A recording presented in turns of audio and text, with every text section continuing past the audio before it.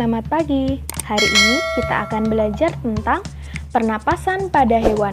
Kelas 5, tema 2, subtema 1. Pernapasan pada hewan. Hewan bernapas untuk mengambil oksigen atau O2 dan mengeluarkan karbon dioksida atau CO2. Sistem pernapasan pada hewan berbeda-beda sesuai dengan jenis hewannya. Mari kita simak penjelasan berikut ini.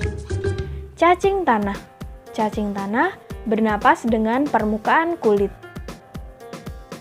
Kulit yang basah dan berlendir memudahkan cacing menyerap oksigen. Proses pernapasan cacing, udara, oksigen masuk ke kulit, kemudian ke pembuluh darah dan diedarkan ke seluruh tubuh, dan akan menghasilkan karbon dioksida yang keluar melalui pembuluh darah dan kulit. Serangga. Serangga bernapas dengan trakea. Percabangan trakea disebut trakeola. Spirakel adalah pori-pori kecil di permukaan tubuh serangga, tempat keluar masuknya udara. Proses pernapasan serangga, oksigen dari luar masuk stigma, spirakel, kemudian masuk ke saluran atau pembuluh trakea menuju ke trakeola dan diedarkan ke jaringan tubuh serangga. Pisces atau ikan. Ikan bernapas dengan insang. Insang letaknya di belakang rongga mulut pada dua sisi kepala ikan, berbentuk lembaran tipis merah muda dan selalu lembab. Insang dilindungi selaput atau rangka yang disebut tutup insang atau operkulum. Proses pernapasan ikan, oksigen masuk bersama air, membuat mulut terbuka dan rongga mulutnya akan mengembang. Air dan oksigen tadi masuk ke dalam insang, mulut tertutup, tutup insang akan membuka dan mengeluarkan karbon dioksida. Amfibi. Amfibi bernapas dengan paru-paru dan kulit. Lihat pada gambar, kecebong bernapas dengan insang.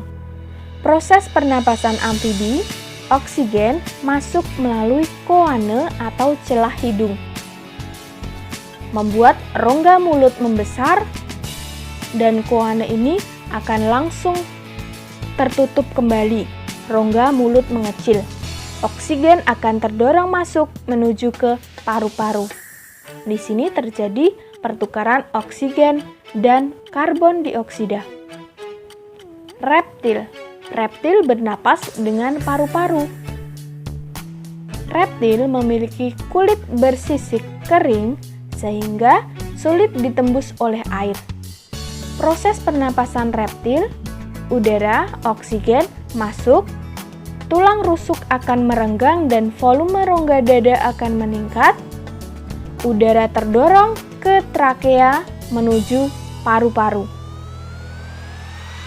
Kemudian, udara, karbon dioksida keluar yang membuat tulang rusuk akan kembali merapat. Aves atau burung. Aves atau burung bernapas dengan paru-paru. Saat terbang, burung bernapas dengan kantong udara atau pundi-pundi udara. Proses pernapasan aves, udara masuk ke pembuluh udara atau trakea, masuk ke paru-paru dan memenuhi kantong udara. Fungsi kantong udara: 1. Tempat menyimpan udara. 2. Mencegah hilangnya panas tubuh. 3. Membantu bernapas saat terbang.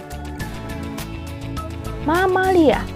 Mamalia bernapas dengan paru-paru. Mamalia terdiri dari mamalia darat dan mamalia air.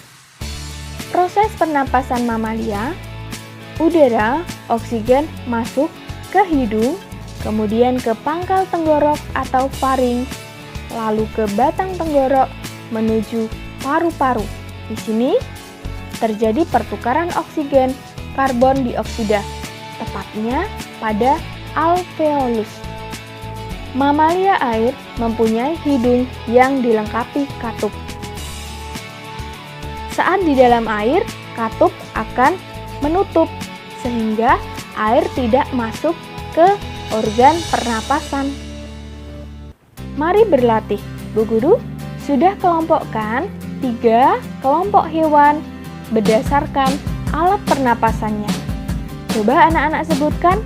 Kelompok merah ada siput, paus, dugong, anjing laut, kalajengking. Bernapas dengan apa anak-anak? Apakah ada yang tahu? Paru-paru, tepat.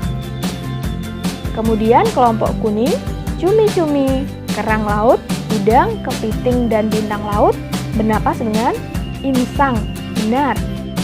Kelompok hijau, kaki seribu, nyamuk, belalang, lalat, dan rayap bernapas dengan apa kira-kira? Trakea. Perhatikan gambar hewan-hewan berikut ini. Coba anak-anak sebutkan alat pernapasannya. Kelinci bernapas dengan apa anak-anak? Apakah sudah tahu? Benar sekali, paru-paru.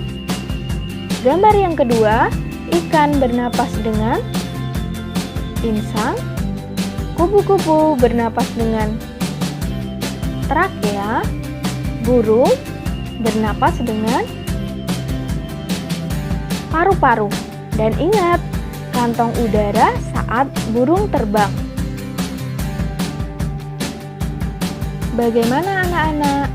Apakah anak-anak sudah paham dengan materi hari ini?